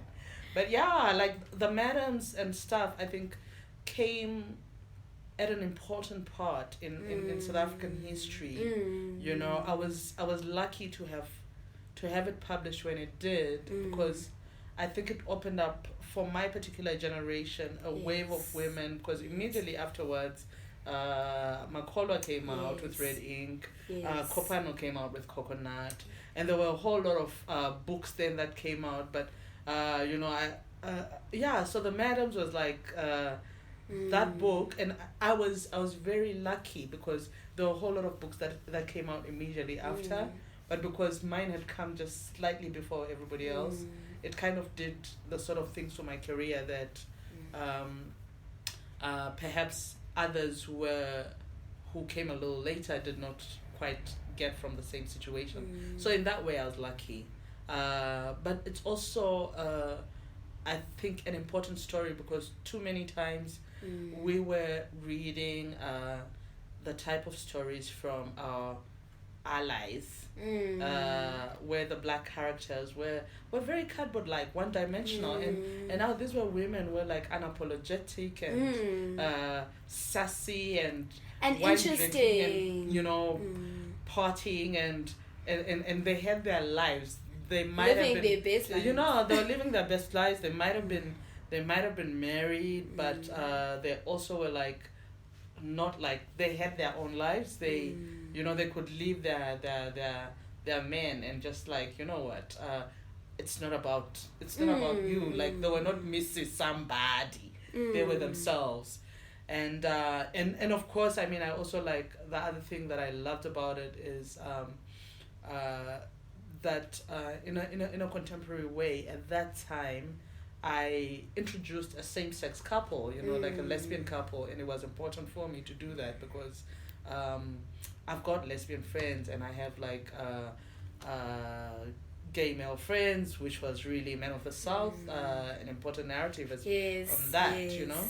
Yeah, so yeah, I love that, and I think that with every book it feels like a different phase in your life, right? And it's nice to also as a reader to grow with the writer, right? So you go from the Madams, you then read like Maiden Essay, and you read Behind Every Successful Man, and you read Men of the South, and you get the chest pains in London, Cape Town and Joburg, and it's beautiful. And I think that that's also testament to just your creative abilities, right? That you've been able to keep us going for 12 years, which is longer than some marriages, actually. Yes, indeed. Our relationship with you has been longer than some marriages, you know. Are you aware? Yeah, that's scary to think of, but yeah, there you are. And I mean, you can't ever be in doubt of sort of just the brilliance that your work holds. But that being said, do you still have moments where imposter syndrome?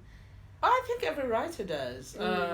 You know, the moment you stop having that, then hang up your pen, stop it. Because I mean, like, even when I was writing, like even with hardly working and stuff and everything, I was actually even very nervous. Really? I was very, very, very nervous because so even when Little Nolo started tweeting and stuff and everything and putting on Facebook and stuff, I was pleasantly surprised. I was like, oh, somebody likes it, And we were having a moment. We were Yeah. ready to pack. I was I think I was on call and I was finishing the book. And I was saying to him, I don't know after this call if I drive out of this hospital whether I will come back. Or I'm going to drive straight and maybe go visit, maybe go visit a friend in Zim. Like I'm not sure. Call me in a few hours and see where I've gone. Where I am. Yeah. And I really, really enjoyed Hardly Working. It's kind of different for us to find sort of travel memoirs that are not written by white men studying their subjects as an anthropological study, but that are experiences that are real, that I could relate to. I felt like I was in Ibadan. I was like, oh, why are you leaving? You decided to leave. I was like, don't leave, girl. You don't have to go, Yeah, and that professor. Wow. I know, right? Like, I want to go back just for the professor's stories. Right? Please go back, and you can take the cheeky natives with you. We're ready.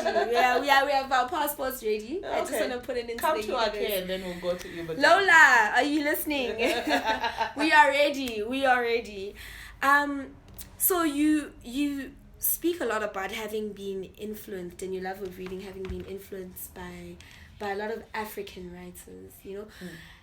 Who are a few must reads? Like when people come to you and they say, listen, I am trying to get into this strange little thing called African literature on the African continent. Mm-hmm. Who are these writers that stand out for you that everybody needs to read? Chima Chinojo's Harvest of Thorns is one of those books. Tsidanga Rainbow's Never's Conditions, which I gave a shout out to in there. Amataidu, the late Asnath Boleo Daga, who I also mentioned. There is an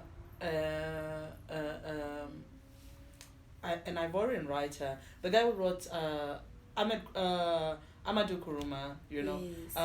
Everybody knows Allah is Not Obliged, but he's got a brilliant, beautiful book called Waiting for the Wild Beast to Vote, which is like where he just satirizes like African leaders. And it's an amazing satire of African politicians. And and I mean a lot of my contemporaries, Cele did his travel writing is the one that actually got me like thinking, let me do this, let me see what happens, and he was generous enough to blow up the book for me. You know about the Brat Pack of essay literature, right? You mentioned it in your book. Yes. So the Brat Pack has been, and so many of our faves are on it, but they've been absolutely amazing. Kolozana, yes. Nick, Kola, Mahala, yes. Makolwa, Jele. So it's a real. I think one of the things that I absolutely love. And I see it. I see it in other countries where there are like all these different cliques in literature, but in South Africa, I think it's the one thing that I love most. That we're all like a family and stuff and everything, and we know each other's kids and spouses and side ones and whatever, type of thing. Well, no, I'm joking. We don't do any side things. but yeah, we know each other. We've been like we've been to each other's birthdays. We've been to so it's real. It feels like it's it's a community. It really does. It's a community, and everybody's looking out for each other, and it's amazing. Yeah. So, what are you currently reading? I am besides Hardly Working. I'm not even reading Hardly Working. Do you read your own work after you've sent it off and you get that first copy? Do you reread? Yeah, honey, that's like what you call it? That's like isn't that like liking your own Facebook posts? Look, if your Facebook post has the source, okay? Sometimes you must be your own hype woman. Isn't that like retweeting yourself? Retweeting the compliments to your compliments tweets. to your We tweets. need a whole convention. Stop that thing. I generally don't. Hey, like I have select things. I mean, obviously, I am doing because I've now got all the rights to my books. Yay, that's amazing. Yeah. So yeah, I've got them all back from White Monopoly Capital. And this and is so, how we start. and so I'll probably have to read through as I'm doing like final edits, re-editing for the for the reprints, you know. So yeah, so I'll probably have to read through them now, but yeah, as I said, the only thing that I actually have read from beginning to the end is Made in a Safe, because I always She's love, so funny. you know. Yeah, so I'm currently reading this, which is the Boer War, a history, because I'm working on a historical novel. You know, tell us more. Well, I can't reveal too much, but the little I can reveal is it's about a black woman who is in a concentration camp during she's a black girl at that time in a concentration camp, and then when the war ends, she is adopted by a guy that those who don't read know as a former one of the founders of the African Native Congress, and those who read know him as the author of Moody, so plucky. So woo, literary shade, yes. Deliverance. I hope you're all going to read Moody now, please. So yeah, and well, so I and it was important for me to have like this. I don't know whether you've noticed. There's a common thread that happens. I have a different type of artist in every one of my books, you know. So this time around, I decided that my artist was gonna be a writer, but the writer is an actual historical figure in South Africa's literary history. So so plucky makes a cameo so far. Yeah, and I'm having fun with it.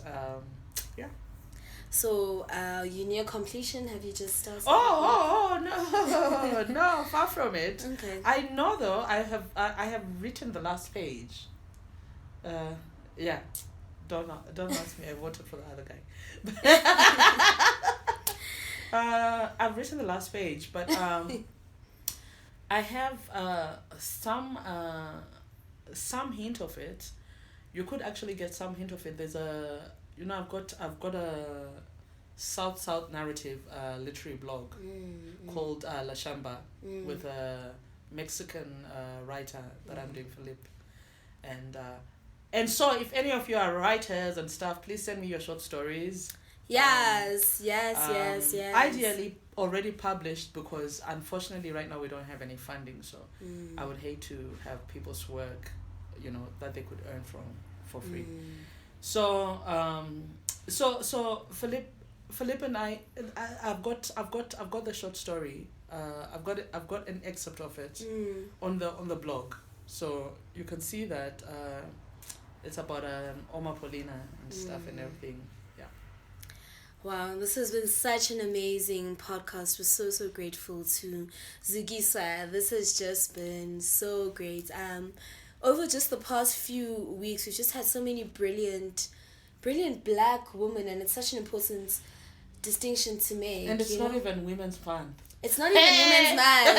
You know, every month is Women's Month on the Cheeky Natives. I think that there are some government ministries that can learn from us. Call us. We are more than willing to help. You know. And it's not even Women's Month, and it's just been so affirming, you know, that we operate in these spaces that threaten to steal our magic every single day. And every single time the Cheeky Natives does this podcast, I go home and I'm just like, ooh, Black women are lit, you know? Yeah, right. And hardly working was that.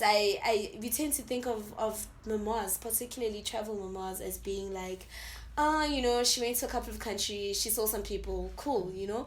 We don't expect to discover pieces of ourselves, you know, past and present, and even future selves that we hope to have in reading someone else's travel memoir of sorts. And I think that the of sorts encompasses so much of that other thing that we might not necessarily have the vocab for, of that discovery of self, of that sometimes even self-admonishment, you know, where you're like, ish, but why are you getting angry with the brave? You know? Why am I getting angry, you know? But it's been such a beautiful read, and we're so grateful. And we just want to congratulate you on 12 years strong in an industry which for the longest time didn't even see Black women as an audience. Thank you very much. Never mind as capable writers, you know. Absolutely, thank you very much. And we cannot wait for your next work. The Cheeky Nators will be at the forefront. Please, can we just focus on this one? Can we wait for the launch on Saturday?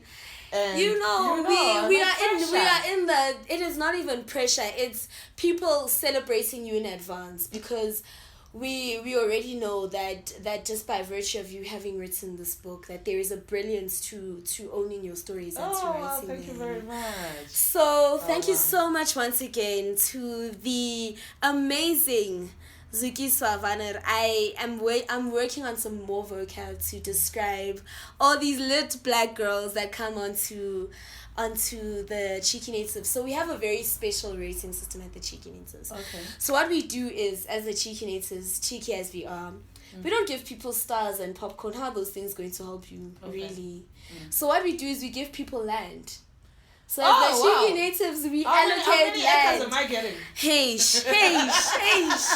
I had to do some consultations with important stakeholders. Okay. You know, with the NEC of the Cheeky Natives that is in the US. You know, and you've given us some very interesting stories about how you've got some family in the Eastern Cape, you know, and there's just this place. There's just this place in the St. Francis Bay. Have you been to St. Francis Bay? Yes! Oh my God! That's my land! Okay, so I can just see you just writing, you know, your magnum opus. In St. Francis Bay. I can see it. I if that's my land, I receive. That is your line. The Cheeky Natives is doing the work. We are here. We're even keeping a record of who we've fantastic. given. Some people have even gotten Pearl already. They're emotionally preparing themselves for Pearl.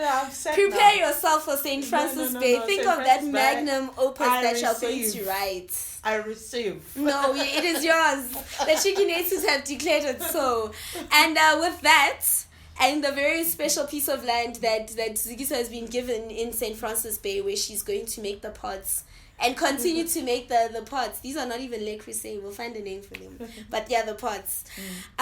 We wanted to say a massive thank you to the listeners of the Cheeky Natives who retweet, who come to the events, and we absolutely can't wait for the event on Saturday at African Flavor. Come and buy books 3 p.m. at 3 p.m. No, we're not working on CPT, guys. 3 p.m. And more importantly, please bring your wallets, because it's all beautiful and great to say that, you know, we must read, writers must write, but we must buy. We must buy. And my other titles are gonna be there. So izane wallet yakho, if you're looking for a present to get that person that you love very much, you know, because books are gifts that you give to people you love dearly. Exactly. Please come and bring your wallets, buy books, call a friend, tell a friend to bring a friend. We are so ready, we cannot wait. But more importantly, buy books. Don't DM authors and ask them for free books, PDF. Stop this thing, guys. You're not gonna get land when you do things like this. Stop this thing. Support literature, because this is what it means to support our own, right? And this is how we galvanize authors. This is how we encourage Zukiswa to write another amazing book, you know, and this is how we open the doors for more Zukiswas, you know. So when you come to a publishing house and you're like, no, but Zukiswa sold a couple 100,000, what do you mean black people don't read, you know? And it allows us to even negotiate for certain things and negotiate, you know, in ways that we may not have from a position of strength. From a position of strength. Can you imagine right now, like, Mr. Kugler can say anything after Black Panther, you know? Like, Wakanda forever, you know?